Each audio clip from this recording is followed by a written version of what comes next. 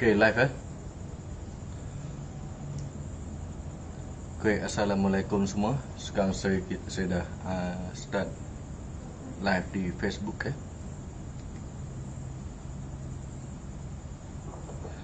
Okay, Assalamualaikum dan selamat malam semua. Malam ni kita berseran untuk tajuk nombor 8 iaitu likelihood.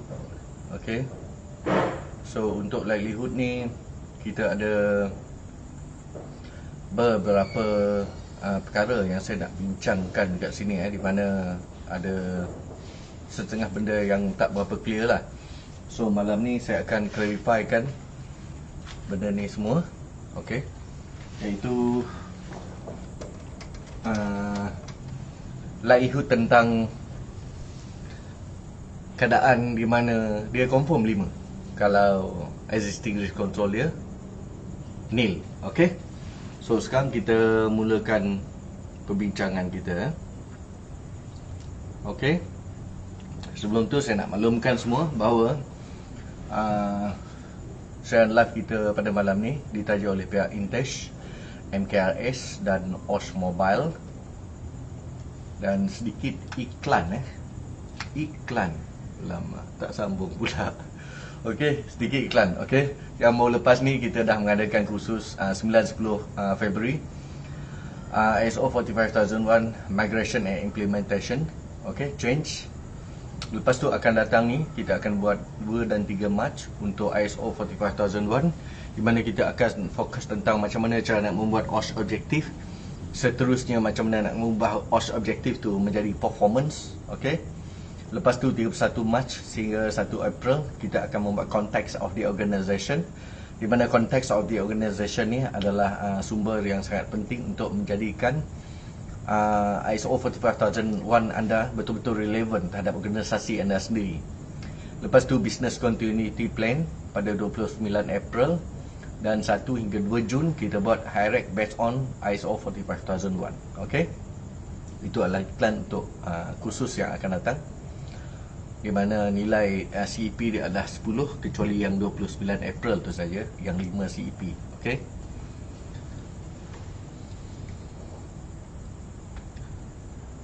ya, ni iklan saya dalam Facebook. Okey, yang ni minggu lepas ada yang bertanya apabila saya membincangkan pasal which can cost tu, ada yang tanya bukankah which can cost itu adalah risk. Okey, dia macam ni selagi benda tu tak termasuk dalam definisi, saya tak akan pakai benda tu.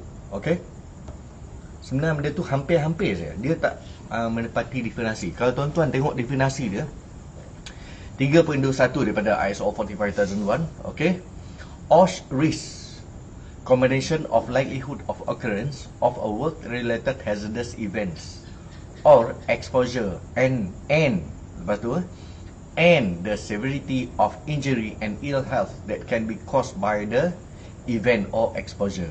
Maksudnya selagi ayat yang you cakap tu tak menepati keseluruhan definisi ni, maka saya akan tolak dia sebagai OS risk. Okey, sebab ini adalah definisi yang dikeluarkan oleh ISO 45001. Jadi kalau dia nak mengatakan benda itu sebagai OS risk, benda yang statement yang kita keluarkan tu hendaklah sama dengan definisi ni, barulah kita boleh mengatakan dia bahawa dia adalah OS risk.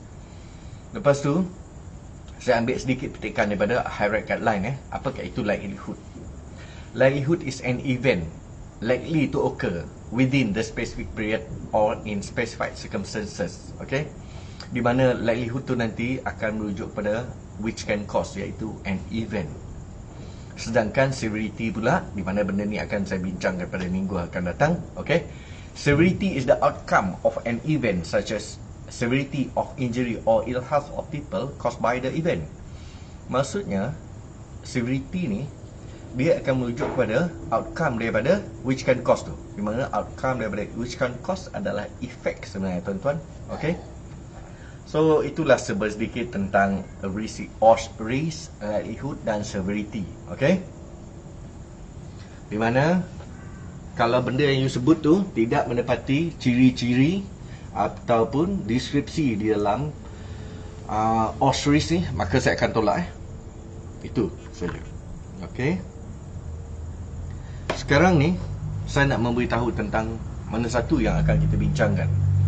Seperti biasa, rujukan saya simple saja. Saya akan merujuk pada attachment daripada High-Rate Guideline, di mana pada malam ni kita akan membincangkan langkah nombor 8, iaitu likelihood sahaja. Okey, likelihood sahaja. Okey tuan-tuan, kita akan fokus dengan likelihood sahaja. Yang ni saya nak bagi tahu, setakat minggu lepas kita dah buat apa. Okey, minggu lepas kita sudah membincangkan tentang which can cause / effect sahaja, di mana which can cause tu nanti akan kita gunakan untuk sebagai rujukan kepada likelihood, dan effect pula adalah sebagai rujukan kepada severity. Okey, itu adalah apa yang kita dah buat pada minggu lepas. So pada minggu ni kita akan fokus pada peta likelihood pula tuan-tuan. Okey, likelihood sekali lagi saya nak beritahu, likelihood is an event likely to occur within specific period or specific circumstances. Okey, daripada High-Rate Guideline muka surat nombor 6. Okey, lepas tu maklumat daripada 4.3.3.1, likelihood of an occurrence, maksud dia adalah this value is based on the likelihood of an event occurring. Tengok kat sini dia cakap, this value is based on the likelihood of an event. Okay, dia cari event tu. You may ask the question, how many times has this event happened in the past? Okay, assessing the likelihood is based on workers' experience, analysis or measurement. Okay, ada pelbagai metod kita boleh gunakan. Walaupun kalau you ingat lagi,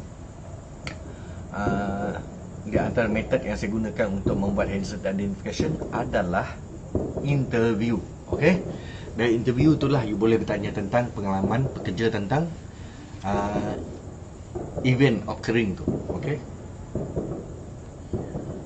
yang ni adalah tentang perkataan-perkataan di dalam which can cause. Okay, ini adalah antara contohnya saja. Okay, so saya memberi contoh dalam bahasa Malaysia dan bahasa putih.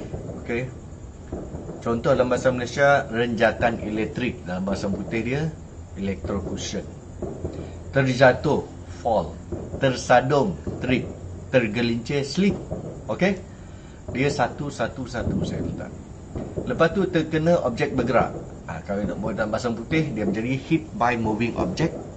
Lepas tu tersusuk objek tajam. Tersusuk objek tajam tu ada ya. Okey, sebab ayat ni saya ambil daripada High-Rate Guideline. Okey, penetrate by sharp object, itu tersusuk dalam bahasa putih. Getaran di badan, vibration to body. Bising, hingar, dia adalah noisy. Okey, noise is not a problem, but noisy is a problem. Okey, salah. Sound is not a problem, but noisy is a problem. Tersepit di antara objek, being caught between object. Lepas tu dilanggar objek, struck by object. Terlanggar objek, against object. Lepas tu regangan otot, muscular strain. Digigit oleh, bites by. Disengat oleh, stings by. Okay, ini adalah contoh-contoh ayat-ayat which can cause yang lazim, tuan-tuan. Ayat-ayat which can cause yang lazim. Sekarang saya nak buka. Sebelum tu saya nak tanya Encik Firdaus. Encik Firdaus, suara saya okey? Presentation lancar? Loud and clear? Okey, alhamdulillah. Lepas tu sambungan dia, terhidu, inhalation of. Termakan, ingestions of. Terserap, absorption of. Last sekali, pendehidratan. Dehydration dalam bahasa putih. Okey, itu adalah contoh-contohnya. So janganlah you menghadkan perkataan which can cause you kepada contoh saya bagi saja. Carilah perkataan-perkataan lain. Ataupun kalau tuan-tuan nak menggunakan perkataan yang hampir macam saya ni, pastikan bahasa putih, bahasa English dia you betul-betul faham. Okey, itu adalah tentang perkataan yang dicadangkan semasa you menulis which can cause. Okey, sekarang saya nak pergi kepada matrix yang digunakan untuk membuat likelihood pula. Matrix dia tuan-tuan, matrix ni saya ambil direct daripada High-Rate Guideline. Okey, di mana nombor 5 dia the most likely results of hazards. event being realized. Okay, nombor 1 is practically impossible and has never occurred. Jadi you kena berhati-hati untuk meletak nombor 5 dan nombor 1. Okay, sebab nombor 5 tu kemungkinan dia sangat tinggi. 1 tu secara praktikalnya tak pernah terjadi. Okay, dan nombor 2 has not been known to occur after so many years. Nombor 3 might be occur sometimes in future. Lepas tu nombor 4 has a good chance is occurring and is not unusual.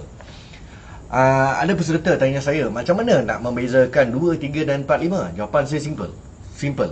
Okay, you baca benda ni lagi dan lagi. Okay, tengok contoh dekat ayat lain, then you faham. Saya pun bukannya sekali baca terus faham benda ni. Okay, saya baca benda ni banyak kali, then baru saya faham perbezaan antara 2, 3 dan 4. 1 dengan 5 sangat senang. 1 tak pernah berlaku. Nombor 5 sangat mungkin berlaku. Okay, 2, 3, 4 tu you kena baca benda ni lagi dan lagi. Okay, soalan, boleh tak you tukar description dalam ni, dalam example ni? Boleh, tapi saya tak recommend. Sebab sebelum you boleh tukar description di dalam example ni, you nak menjalankan beberapa ujian untuk membuktikan bahawa ayat anda betul. Okay, dan kalau anda rasa nak meneka saya ayat ni, ayat betul, better you follow this description saya lah. Okay, sebab nanti apa-apa hal dekat mahkamah tak ada you pening kepala nak jawab.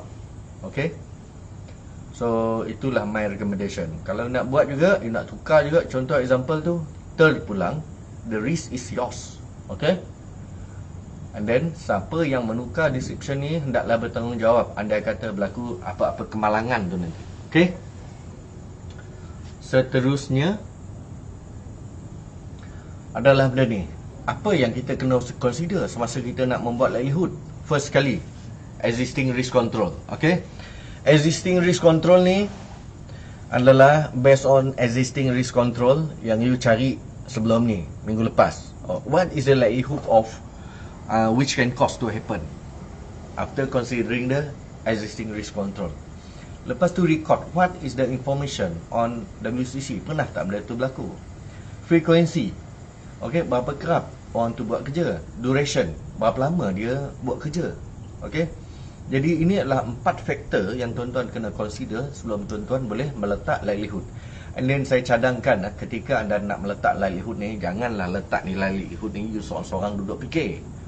You kena buat likelihood ni di dalam komiti supaya keputusan tuan-tuan tidak tersasar ataupun tidak terlepas pandang. Okay, so my recommendation is for you to do the likelihood rating in a committee. Okay, so now saya nak tunjukkan satu benda kat sini. Dekat sini saya menunjukkan bahawa likelihood dia akan merujuk kepada which can cause. Okay, di mana dekat sini platform without rail and no control measure. Existing control measure dia kosong, nil, kosong. Jadi which can cause dia fall. Memandang dia tak ada apa-apa benda yang boleh mengawal dia, jadi likelihood dia 4. Lepas tu contoh nombor 2 pula. Tuan-tuan tengok contoh nombor 2. Contoh nombor 2 sama juga. Platform with loose rail, masih juga 4. Lepas tu platform with rail, okay, tapi tak ada towboat. Mandangkan dia ada towboat, jadi likelihood dia kurang menjadi 3. Dan last sekali, platform rail without towboat. Okay, walaupun dekat sini dia dah ada body harness. Okay, so likelihood dia lagi turun. Okay, jadi untuk pengetahuan tuan-tuan, likelihood ni sangat dipengaruhi oleh which can cause sebenarnya. Okay, kalau you ada which can cause, kalau bukan dipengaruhi oleh which can cause, likelihood ni sangat dipengaruhi oleh existing risk control. Okay, kalau you ada adequate existing risk control, maka dapatlah you mengurangkan probability untuk which can cause itu terjadi. Itulah likelihood. Dan seterusnya tuan-tuan, saya nak bincangkan tentang likelihood yang confirm 5. Okay, kalau you tak ada existing control measure. Okay, so setakat ni clear? Cik Fidaus? Ada soalan? Okay, good. Siapa-siapa yang ada soalan boleh kumpul Okey, yang ni kita tengok Pertama sekali, you tengok hazard dia. Hazard dia adalah debu di kawasan pernafasan. Debu di kawasan pernafasan which can cause dia tersedut debu. Okey. Lepas tu existing control measure dia kosong, nil. Jadi likelihood dia 5. Kenapa 5? Sebab kadar pernafasan manusia ni, tak kisahlah tempat tu bersih ke kotor ke, kadar pernafasan dia sama. That's why once dia tak menggunakan apa-apa existing risk control, likelihood dia memang akan 5. Okay. Sebab itulah kalau tuan-tuan boleh tercium kentut kawan tuan-tuan. Sebab kawan anda berkentut ke tak berkentut ke, kadar pernafasan dia sama. So apabila dia berkentut, then you kena. Okay, you tetap akan tercium bau kentut dia. That's why likelihood dia jadi 5 once you tak ada existing risk control. Okay. Sekejap, saya adjust sekejap.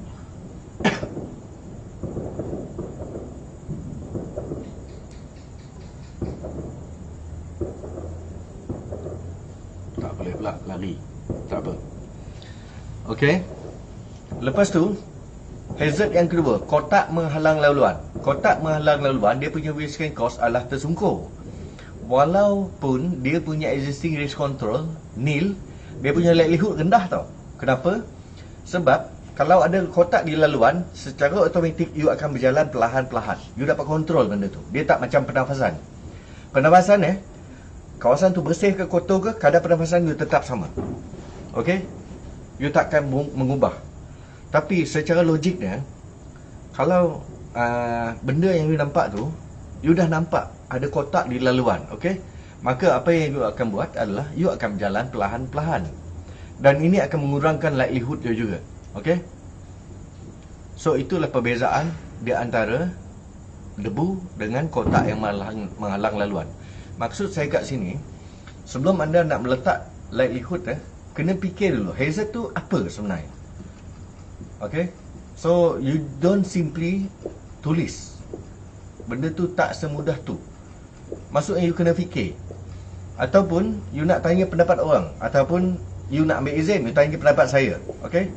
Saya mempunyai pelbagai alasan untuk pendapat saya, dan rating yang saya letak tu cuma saya dapat pertahankan.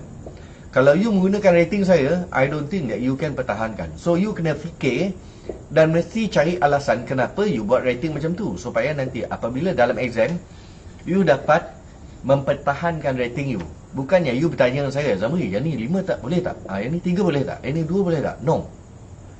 It's your call. Sebab setiap rating yang you letak tu ada alasan dia. So you tak dapat suruh orang lain letak rating tu. Okay? Untuk you punya paper, you kena berbincang berapa rating you nak letak. Sebab setiap rating ada alasan dia sendiri. Okay, seterusnya hazard untuk pencahayaan yang tidak mencukupi. Yang ni sama juga. Sama juga dengan kes debu tadi. Apabila pencahayaan tidak mencukupi, secara automatik otot mata you akan meregang, tertekan. Okey. Jadi regangan otot mata tu pasti berlaku apabila pencahayaan tidak mencukupi. Sebab kawalan otot mata ni, pergerakan otot mata di luar kawalan. You masuk tempat gelap, lain tekanan. You masuk tempat terang, lain tekanan. Dan benda ni respon berdasarkan apa yang berada di sekitaran. That's why saya letak rating dia 5. Regangan otot mata menjadi 5 untuk keadaan pencahayaan yang tidak mencukupi. Last sekali, platform without rail. Platform without rail, okay, fall death 3 ataupun 4. Okay, you tak boleh letak 5 kat situ. So kalau you letak 5, dia seolah-olah asal naik je jatuh, asal naik je jatuh. Secara logiknya, walaupun dia tak ada rail, manusia tu tak akan terburu-buru. Bila dia tak tahu dia tak ada rail, dia akan naik berhati-hati. Memang kemungkinan untuk dia jatuh tu tinggi, walaupun tak adalah sampai 5, asal naik jatuh, asal naik jatuh. Okay, so itulah likelihood yang saya bincangkan malam ni. Di mana likelihood apabila nak meletak rating dia, pastikan you letak rating dalam keadaan you sedar apa yang letak, dan you boleh mempertahankan rating yang you letak berdasarkan consideration yang saya letak kat atas tadi. Okay,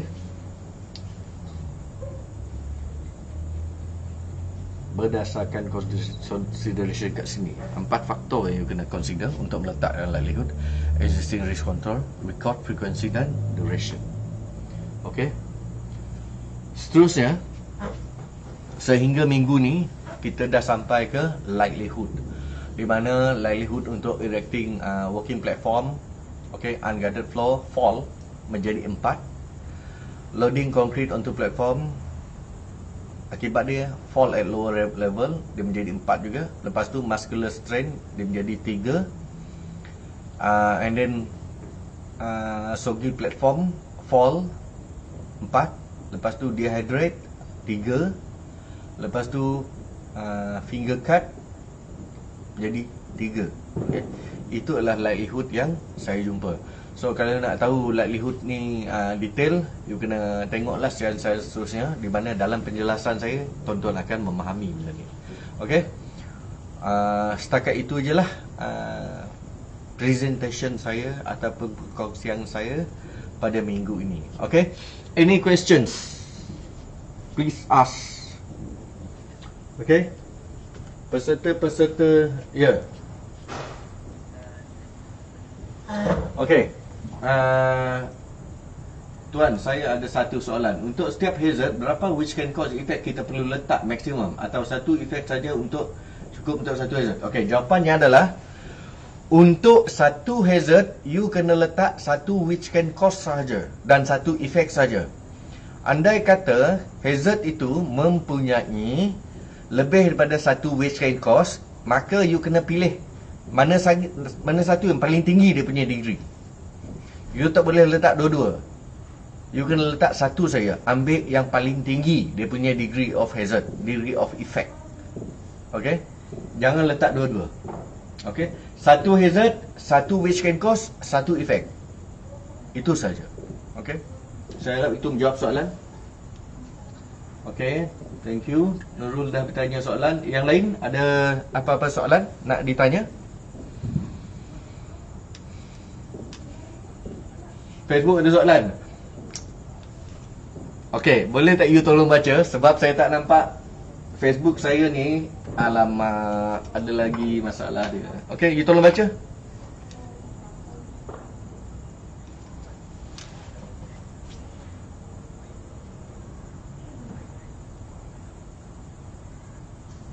Kejap Kejap, saya cuba capture. Benda ni.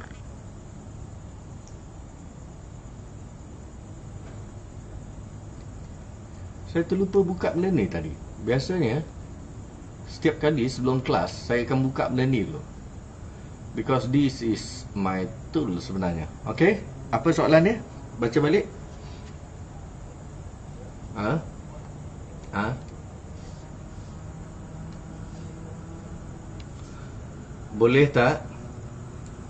Boleh tak letak WCC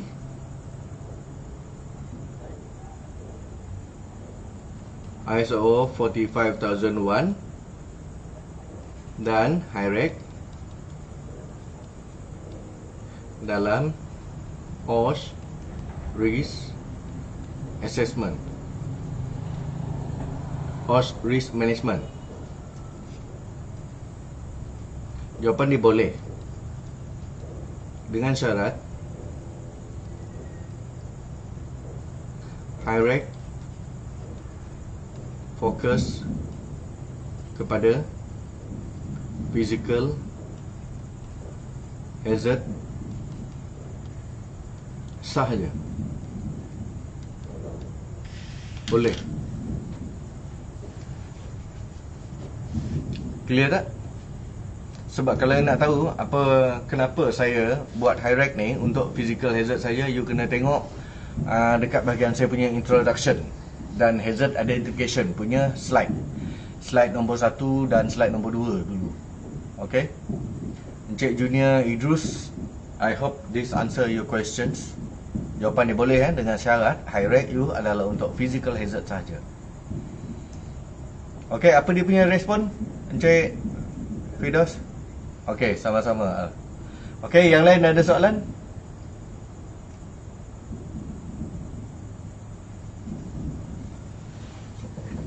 Ada soalan tak? Ya, yeah, okey.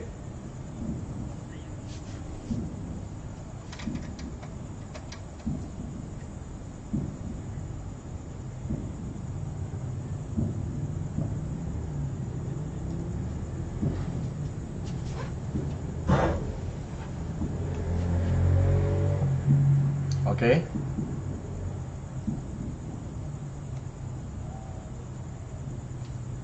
Duration tu sebenarnya adalah masa purata untuk pekerja itu melaksanakan aktiviti itu.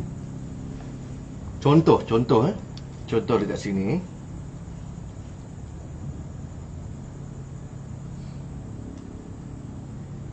Contoh dekat sini erecting working platform. Erecting working platform ni, kita duration merujuk kepada dia erect working platform ni berapa lama dia erect. Itu yang dimaksudkan. Duration dan frekuensi. Lepas tu dekat sini plastering work, plastering wall. Dia plastering ni berapa lama dia plastering dan berapa kali dia plastering. Itu yang dimaksudkan dengan duration and frequency. Okey. Saya harap itu menjawab soalan. Okey, sama. Ya.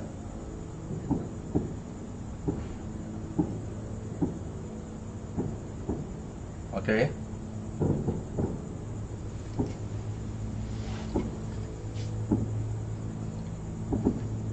Okey, dia tengok kat sini soalan dia macam ni. Masih clear tak soalan? Hello? Clear Okey, soalan ni sangat best tau. Saya sangat tertarik dengan soalan ni. Soalan dia berbunyi macam ni. Betul?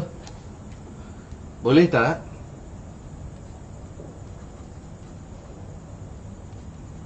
guna format hierarchy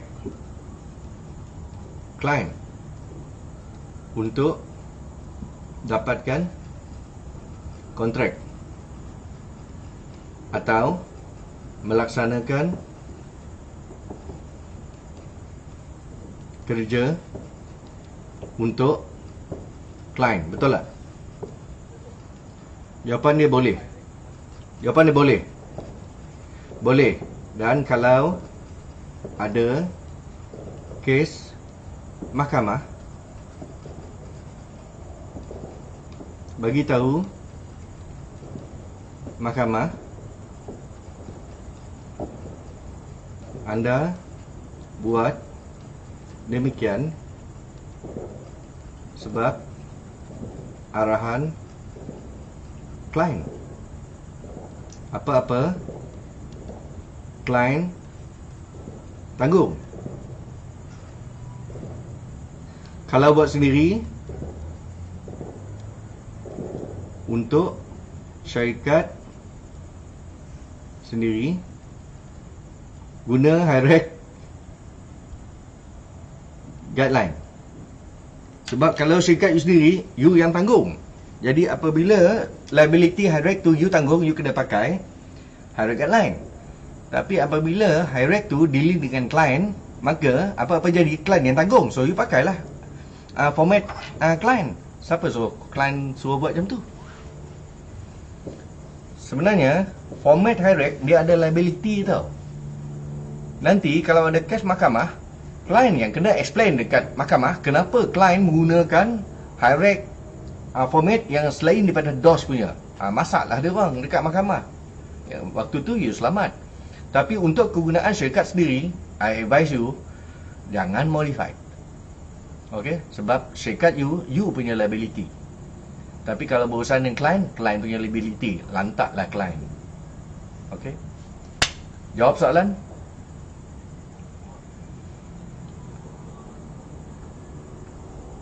Yes. Klien kadang-kadang dia orang shock sendiri. Dia orang nak tunjuk kuasa. Tunjuklah kuasa. Kalau tak ada apa benda, memang tak ada benda. Memang dia berkuasa. Tapi kalau terjadi kemalangan dan benda ni dibawa ke mahkamah, so klien kena justify kenapa dia orang menggunakan format tu. Jangan-jangan format tu tak job format tahun 80-an. Sedangkan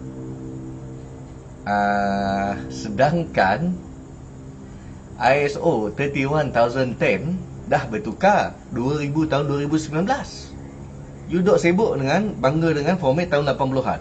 Apa cerita bro? Okay. So client pun kena ada knowledge lah. Jangan client duk seronok bermain dalam bidang dia sendiri saja. Okay. Soalan-soalan lain?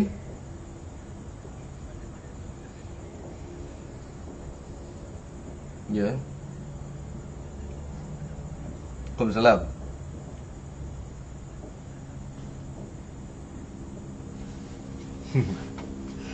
Okey. Soalan dia adalah OSH risk management ni dalam part of, saya kena tulis balik. Saya takut saya tersalah baca soalan. Yang ini kritikal ni, salah soalan. Naiknya orang lain ganti. Okey. Kejap ya. OSH risk ni seterusnya apa?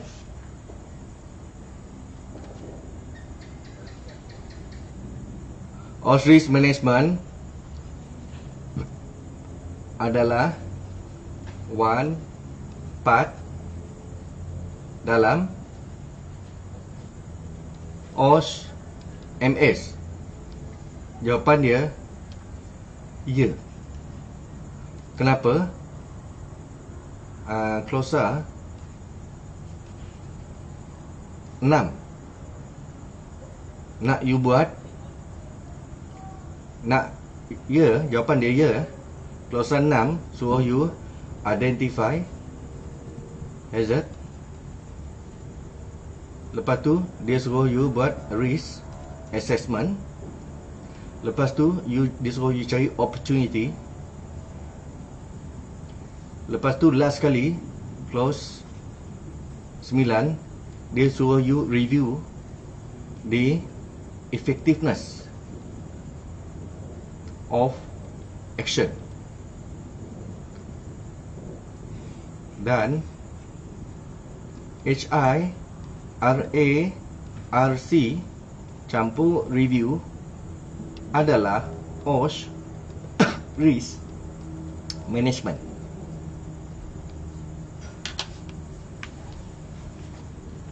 Jawab soalan.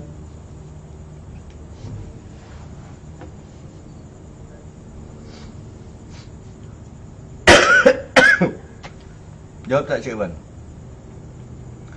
OSH risk management adalah keperluan atau part of OSH MS. Jawapan dia ya. Sebab klausa 6 suruh you buat HI, RA, RC. Dan klausa nombor 9 suruh you membuat review the effectiveness of your action. Jadi dia adalah OSH risk management. Sebab kalau you tak buat OSH risk management kan, macam mana you nak dapat? Sebab outcome of the, sebab dia macam ni tau. You kena ingat ya, benda ni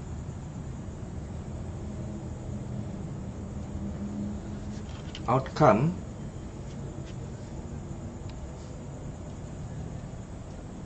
of OSH MS adalah satu, improve OSH performance. Nombor dua adalah meet legal and other requirement. Nombor tiga adalah achieve OSH objective. Macam mana you boleh buat benda ni? Macam mana you boleh capai benda ni tanpa membuat OSH risk management? Memang takkan jadi. So, sebelum you boleh mencapai ketiga-tiga outcome tu, you mesti membuat OSH risk management. I hope that answer your questions. Soalan lain? Okay, Alhamdulillah. Soalan lain ada tak? Duration nilai perata tempoh masa yang buat aktiviti. Okay.